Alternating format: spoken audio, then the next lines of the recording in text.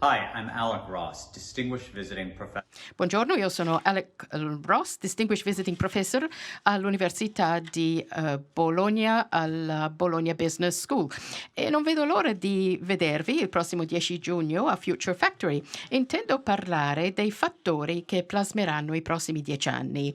Gli anni 20 del 2000 sono partiti con una crisi terribile e per garantire che questo periodo finisca meglio di come è iniziato, ci sono delle cose da cambiare a livello di società, a livello di impresa, ma anche a livello di noi stessi. Io sono fiducioso sulla nostra capacità di farcela. Solo gli ottimisti cambiano il mondo. Only optimists change the world. E non vedo l'ora di parlarvi dei cambiamenti e di come ci possiamo aspettare e come affrontare i cambiamenti in Future Factory il prossimo 10 giugno.